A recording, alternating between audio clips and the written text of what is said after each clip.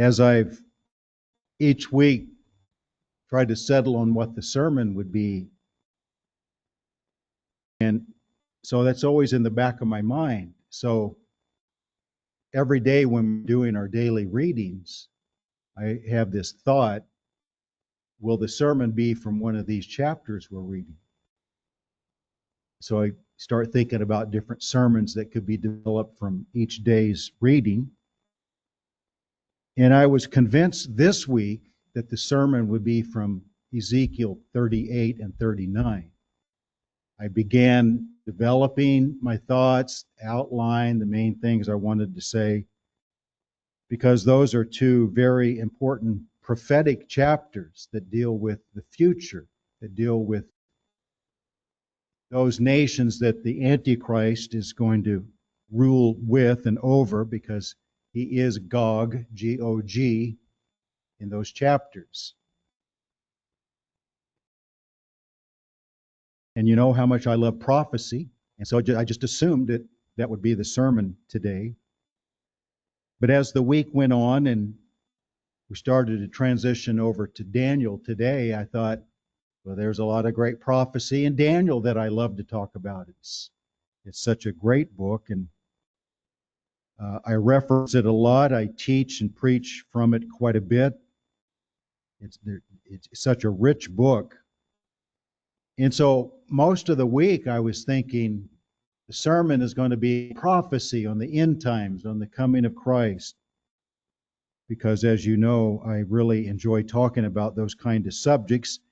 And God does too, because 25%, they say, of the Bible is prophetic.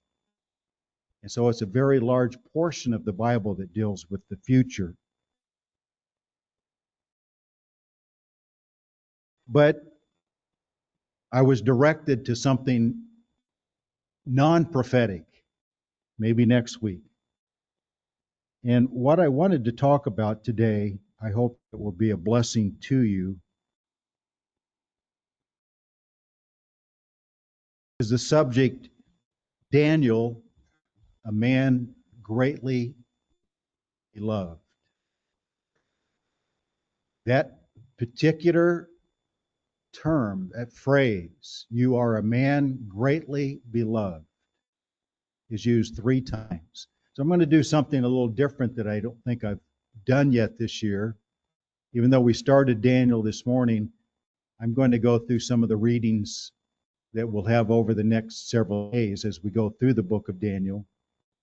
And I hope that part of the benefit of the sermon today will be to help you each day as you read the chapters, think about what I'm bringing out in the sermon. Because he's called a man greatly beloved 3 times, and I'll read those to you to get started. The first time is in chapter 9 of Daniel, and at the end of his long prayer and just before the revelation of the 70 weeks prophecy that is so important in the Bible. It says in 9:23, Gabriel told him on behalf of God. So the angels, including Gabriel, but especially God, he informed me in verse 22 and talked with me and said, O Daniel, I have now come forth to give you skill to understand. I think that's still one of Carly's favorite songs, Skill to Understand. It's a good song. At the beginning of your supplications, the command went out. I have come to tell you, for you are greatly beloved. So we would say he's greatly beloved by Gabriel. He's greatly beloved by the angels. He's greatly beloved by God. And I think he's greatly beloved by us. I hold Daniel in extremely high esteem. And even in his own day, Ezekiel, the prophet in captivity with Daniel, used him as an example, combining him with Noah and Job. When God was going to destroy Jerusalem, Ezekiel said, even if Noah and Job and Daniel were here, I would spare them, but I'm still not going to spare Jerusalem. And I got to thinking about that because he said that twice in the book of Ezekiel. Why did Ezekiel, I can understand Daniel. Why did he choose Noah and Job? We just say, well, they're very godly examples. They are, but why didn't he choose any other Jewish men? Why didn't he choose Abraham or Jacob or Joseph or David? You'd think he would have chosen someone among Israel, but he chose two men before Abraham. So it's kind of like he's saying there were godly saints before God raised up the nation of Israel. And they were what the Jews would call Gentiles, Noah and Job. And it's kind of like God's way, Ezekiel saying, I am working through Israel primarily, but that doesn't mean I don't have a desire to bless others outside. So he included Daniel in those three. So he was a man greatly beloved even in his day, which is not all that common. Usually it takes some time after your death. Then in chapter 10, twice, the first time in verse 11, and this hand touched him. So evidently Gabriel again. Suddenly a hand touched me, which made me tremble on my knees and on the palms of my hands.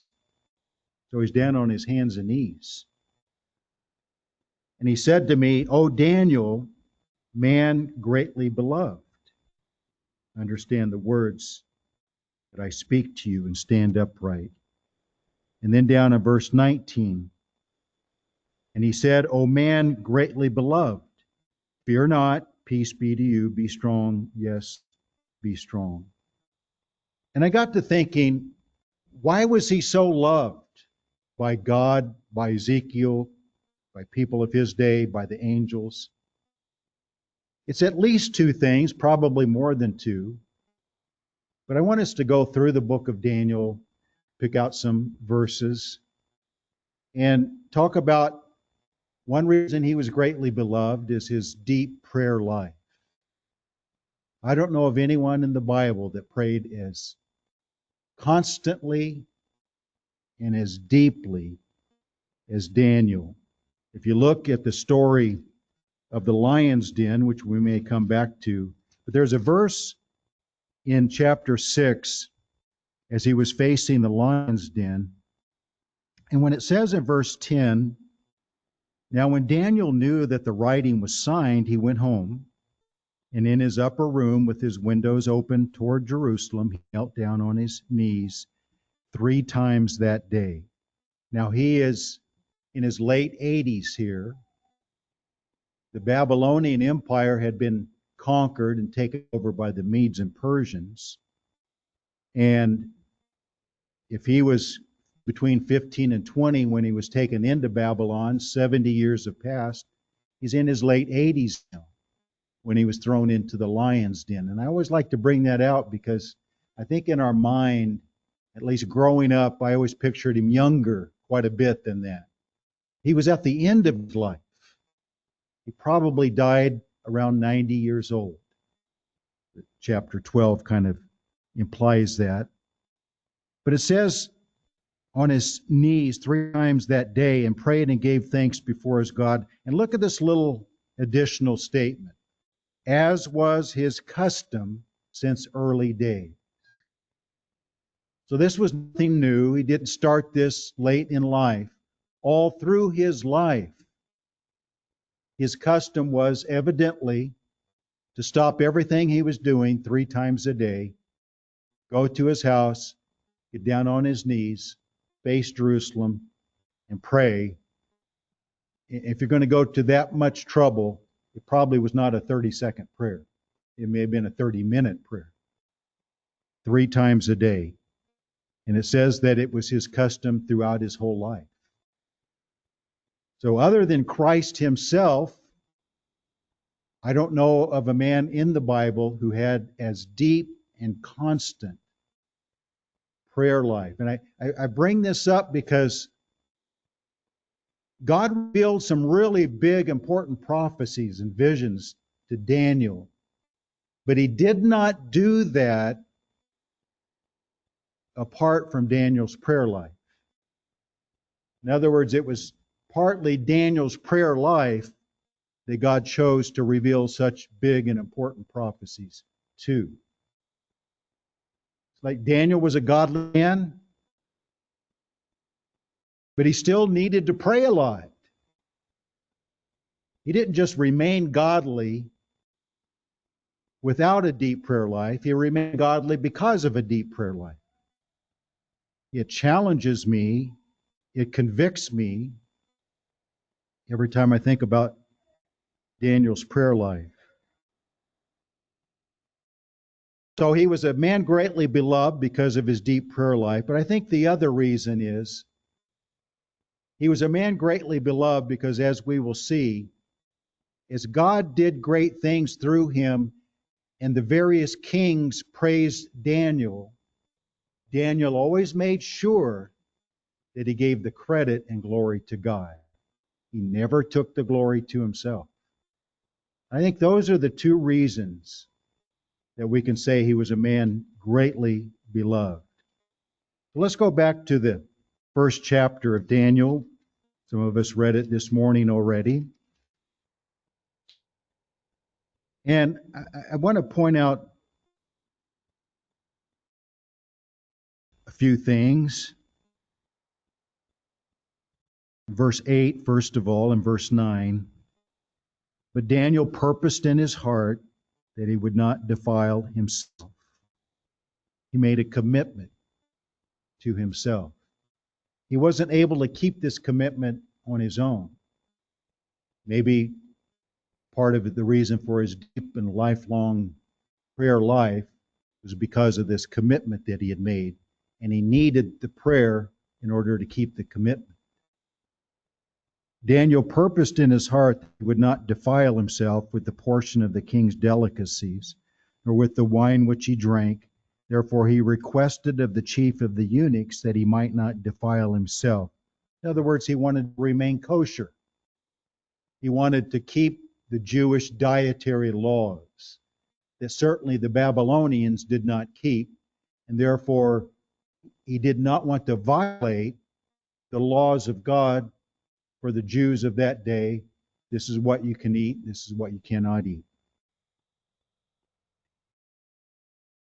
Look at where this purposed in his heart came from and who was the source of it. Now, God had brought Daniel into the favor and goodwill of the chief of the eunuchs. So I got to thinking, so he's young, he's in his late teens probably. He already purposed in his heart as a teenager. You know, most people have to, even if they want to live a good Christian life, most people go through times of their life, through their teenage years, through their 20s and 30s, where they let themselves get involved in all kinds of things that are harmful. They're curious and they don't have the self-discipline or whatever. And so it's often middle life or later in life that it really kicks in. I don't want to defile myself. Well, with Daniel, it was young. So I got to thinking, where did that come from? We don't know anything about his parents. I'm persuaded he had godly parents. But we do know that he had godly King Josiah and godly prophet Jeremiah as mentors, as examples. And I think it was their influence to a large degree that resulted in this teenage boy making this commitment to the land of captivity. Now, I know it's I know it's always from God. I know we have to purpose in our own heart, but it sure helps if we have godly influence young in our life, as most of us have had godly influence young in our life. Doesn't mean we're always going to live by that, go astray or whatever for a time, but it took hold early with Daniel. And I think it was because of who influenced him before he came into captivity.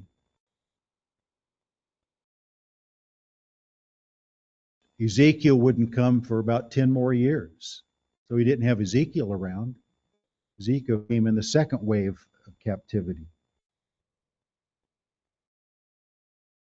Chapter 2 of Daniel, this is what we talked about in our class some today, that dream that Nebuchadnezzar had. He told his people, his wise people.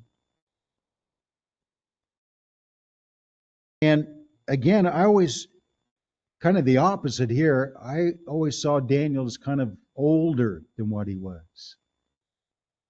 But when Daniel told Nebuchadnezzar what the dream was, this image of the different metals, and the interpretation of it, when did this happen? Well, the first verse says the second year of Nebuchadnezzar's reign. Daniel had only been in captivity for a year. And Nebuchadnezzar had told his people, you train these young men from Judah for 3 years how to be good servants. So it hadn't even gone through that 3-year process. So Nebuchadnezzar really didn't know who Daniel was.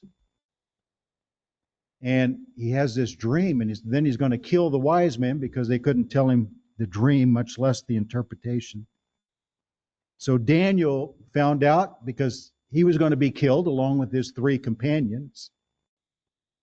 And he told the man in charge of the killing, he said, please tell the king, give me some time. I'm going to pray about it. We're going to seek God's help.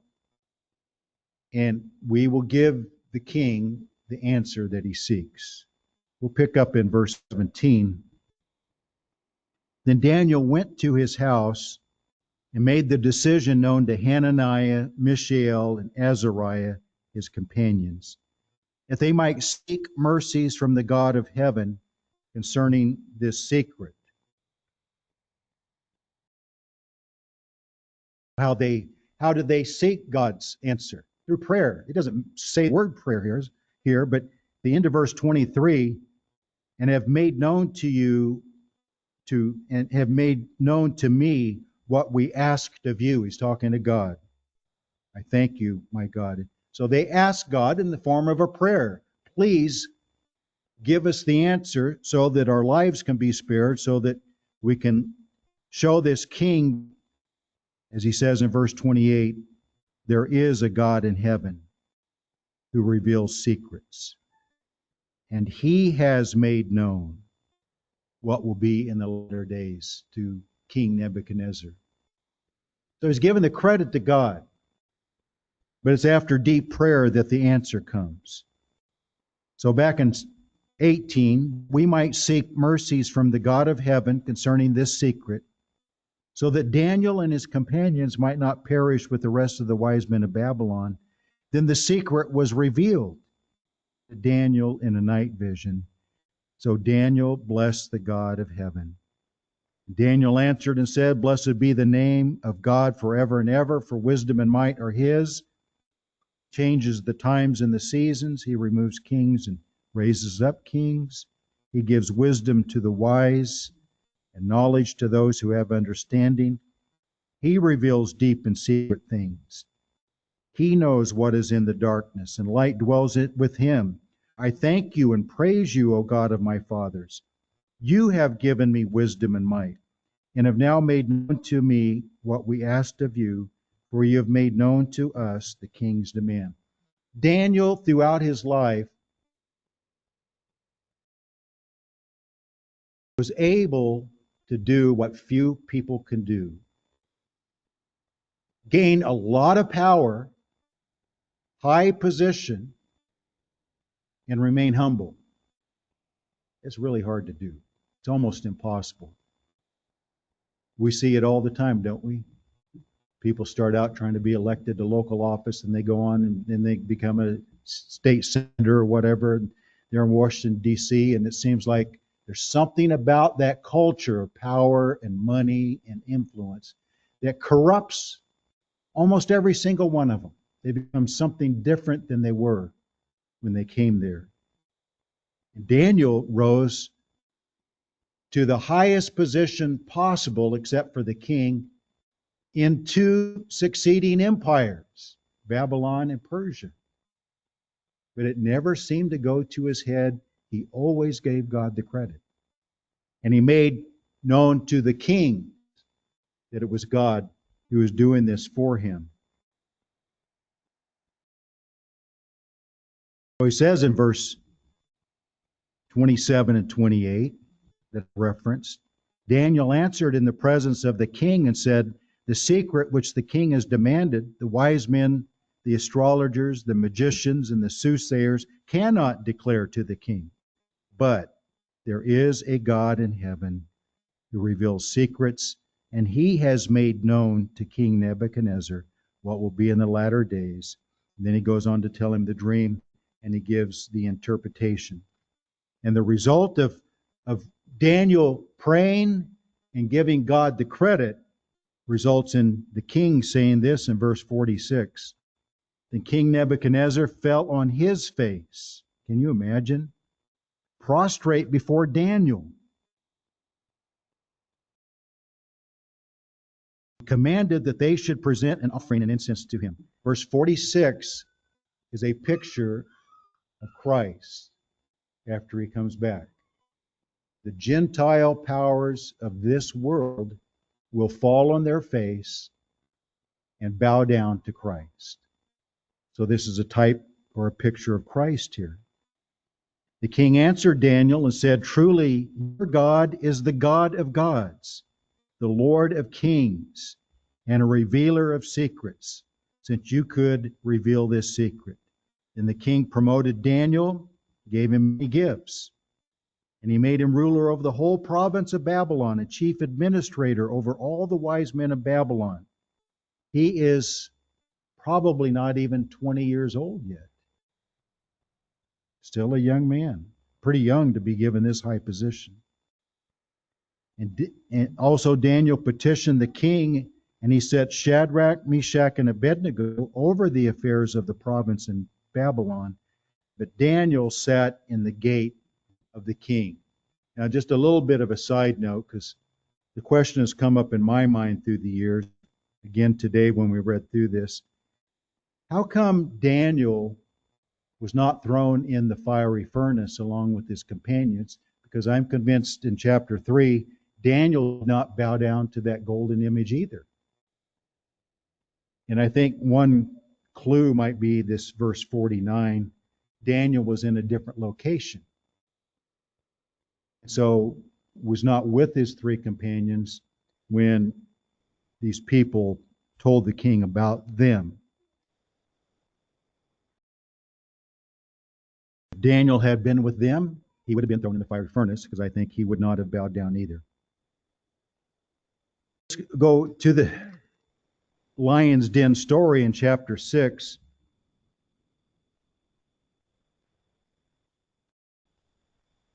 Now Daniel is old. He's in his mid to late 80s.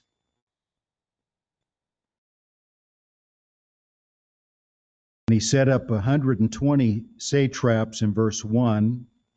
So like he divided his huge kingdom, the Persian kingdom, into 120 little districts, and he set a leader over each of them to govern and to report back what was going on. Then over these 120 governors, of whom Daniel was one, that the satraps might give account to them so that the king would suffer no loss. Then this Daniel distinguished himself above the governors and satraps because an excellent spirit was in him, and the king gave thought to setting him over the whole realm. So he keeps rising up in these empires. because an excellent spirit was in him, because he was a man of deep prayer, because he always gave God credit and remained humble no matter what power he had. So the governors and satraps sought to find some charge, which of course in the political world, there's always someone trying to destroy you, against Daniel concerning the kingdom. But they could find no charge or fault because he was faithful, nor was there any error, fault found in him. Then I already read verse 10, where he knew what the edict was, he knew what the punishment would be, he knew that there were people seeking his destruction. He knew all of that, but it did not deter him. And he did what he always did. He was a top bureaucrat in the government, which meant he had a lot of paperwork to do every day. A lot of people coming to him, a lot of decisions being made, a lot of papers to sign, just a lot of work on a daily basis. So I've had people tell me through the years, well, my life is just so busy, I don't have time to pray. Daniel counted it a priority. He got up from his desk, from his office, went to his house, which may have been close by, faced Jerusalem, forgot about everything 3 times a day, prayed. Which is another clue as to why it could be said in verse 3, an excellent spirit was in him. If you have a deep prayer life, it's going to develop an excellent spirit. It really will. You want to have a better attitude in life? You want to have a more positive attitude in life? You want to have a more victorious attitude in life, no matter what you're facing? Have a deep prayer life. I mean, I'm preaching to myself probably more than you.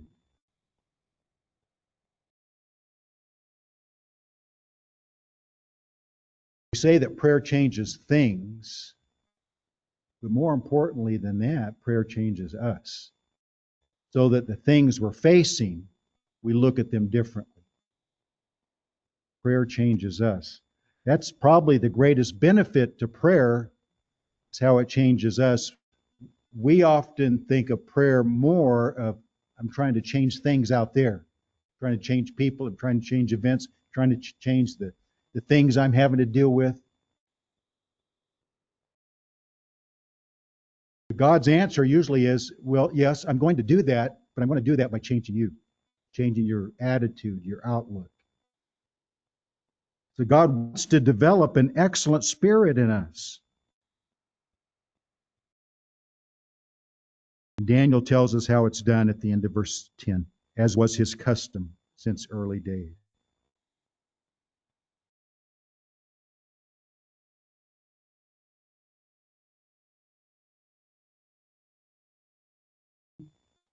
Just a few more passages I want to look at. In chapter 7, we're going back in time. See, chapter 6 happens in time after chapter 7. Chapter 7 is back in the Babylonian Empire. And Daniel has his own dream. And I like Daniel's dream, which is basically the same as Nebuchadnezzar's dream about the image of the various metals in chapter 2. It's about the coming world empires. But the reason I like Daniel's dream is because his is not an image of a person with different metals representing the coming empires. It's an image, it's a vision of beasts, of animals. It's almost like this is God's way of saying human empires are like vicious beasts. They're just animals seeking to destroy and devour and kill and bring harm. They're out there hunting and stalking and doing all these things because the animals that he uses to describe them, lion, eagle, leopard, bear. These are all animals that we're afraid of. I mean, eagles can do you a lot of harm. They certainly are great at hunting, at killing. So all these four animals are animals to be feared. They're vicious in their own way. It's just interesting to me that God decided to tell Daniel, remember that dream that Nebuchadnezzar had way back there that you interpreted? Well, those same empires now I'm going to compare to vicious animals. Because that's what they are. So I wonder, someone said to this to me one time, I thought about it, when Paul said one time about in Ephesus, he said, in Ephesus I fought with the wild beasts. And I used to always think, well, that means they put him in the arena and they brought out wild animals to fight against him. But I'm wondering if he's using it the same way as Daniel's dream, vision. Worldly powers, wicked men, wicked people that wanted to destroy him. It may be more like that, I'm not sure. But in verse 15 of Daniel 7, I, Daniel, was grieved in my spirit within my body, and the visions of my head troubled me.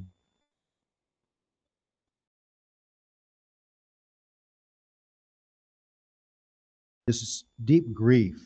There's an aspect of this I want you to think about, because in talking about this excellent spirit that was developed in him because of his deep prayer, it doesn't mean when he was praying, he was happy and peaceful and positive minded about everything. It may have resulted in that, but during the times of many of his prayers, he was sick. He was in bed for 21 days one time, did not eat or drink. He was on his face. He was on his hands and knees. He was grieved in my spirit. It troubled him.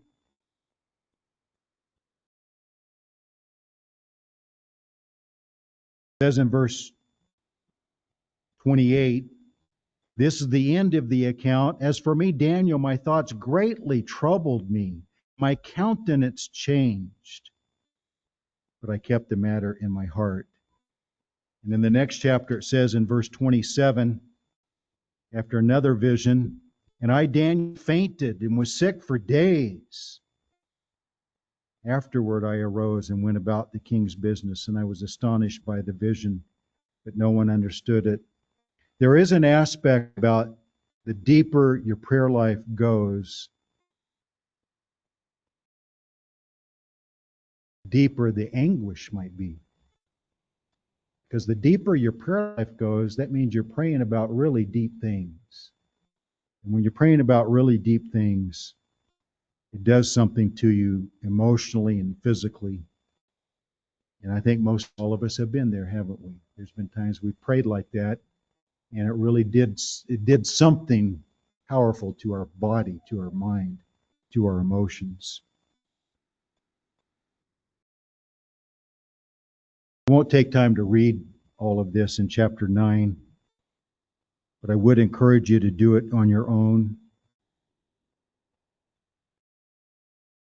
When he was receiving correspondence back and forth from Jeremiah, and he read in Jeremiah's writings that the captivity would last 70 years, and he knew more than anyone when he had been taken into captivity. It was the first year of Nebuchadnezzar.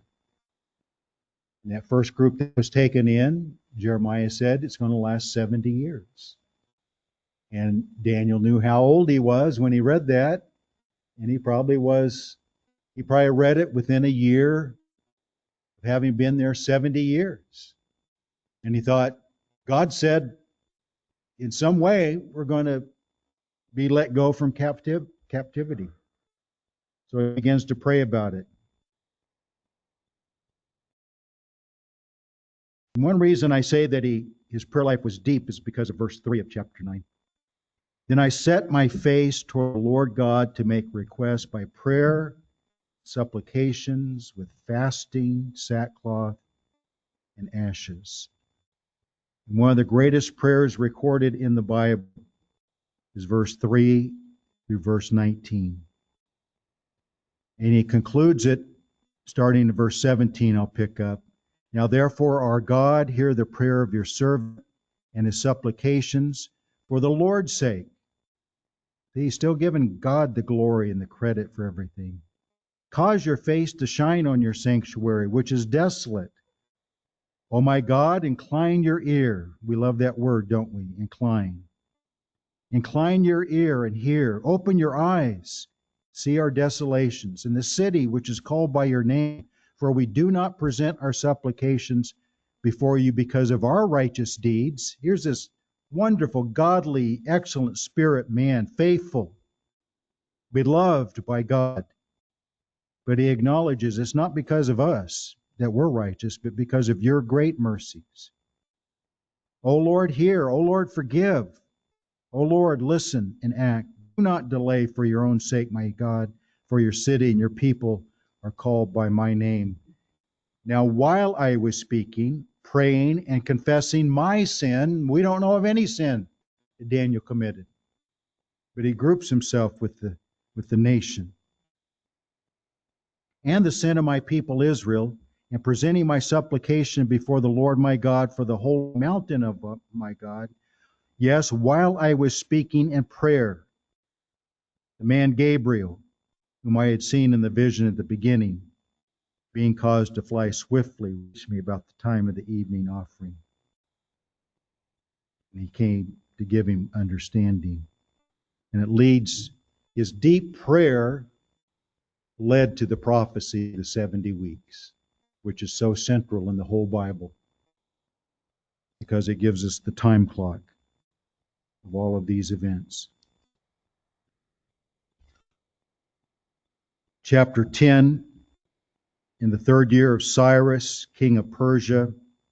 So now Daniel, this is probably the year of his death, because chapter 10, 11, and 12 are all one continuous discussion between Daniel and Gabriel. It's just one long vision. And at the end of chapter 12, we'll close with that in a minute, it appears that Daniel is being told this is the end of your life. In the third year of Cyrus, king of Persia, a message was revealed to Daniel, whose name was called Belteshazzar. The message was true, but the appointed time was long. And he understood the message and had understanding of the vision. In those days, I, Daniel, was mourning 3 full weeks. I ate no pleasant food, no meat or wine came in my mouth, nor did I anoint myself at all, till 3 whole weeks were fulfilled. Now on the 24th day of the first month, as I was by the side of the great river, that is the Tigris, I lifted my eyes and looked, and behold, a certain man clothed in linen, whose waist was girded with the gold of Uphaz. His body was like beryl. It's kind of like the vision that John had in Revelation chapter 1. His body was like beryl, his face like the appearance of lightning, his eyes like torches of fire, his arms and feet like burning bronze in color, and the sound of his words like the voice of a multitude. And I, Daniel, alone saw the vision, for the men who were with me did not see the vision, but a great terror fell upon them, so that they fled to hide themselves. Therefore I was left alone, and when I saw this great vision, which is on through chapter 12, and no strength remained in me,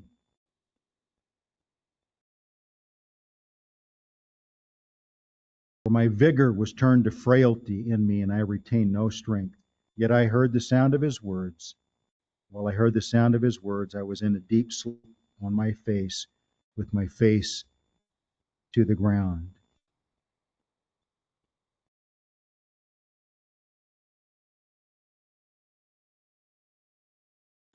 This is almost, again, being a type of Christ, this is almost like the prayer of Christ in the Garden of Gethsemane. where he was so overwhelmed with the prayer and the vision, wasn't able to eat or drink. This is within a year or two after the lion's den. As God's departing message to Daniel. And there's one last prayer at the end of this vision. Chapter 12, verse 7. Then I heard the man clothed in linen who was above the waters of the river when he held up his right hand and his left hand to heaven and swore by him who lives forever that it shall be for a time, times, and half a time, 3.5 years. And when the power of the holy people has been completely shattered, that's when their salvation comes. At the end of 3.5 years, when they are completely shattered, their own power, just like us, the moment we were saved, we each had to come to that place where we were empty of ourselves, as Daniel was, as nation will be at the return of Christ. All these things will be finished. Although I heard, I did not understand. Then I said, my Lord, what shall be the end of these things? This question is in the form of a prayer. And he's told, verse 13, but you go your way to the end, for you shall rest. You will arise to your inheritance at the end of the days. The assurance of his personal resurrection, the end of the days. I think back to the day I was saved often. And it happened just like verse 7 says. When my power was completely shattered, that's when God stepped in and saved me. So I hope that by looking at Daniel's deep prayer life and him giving all the glory and credit to God and remaining humble through his life, that it will be an inspiration, an example to you to follow that example. And if you need the Lord in your life, I pray that he will completely shatter your power so that you will surrender to him. We're going to have a verse of invitation song.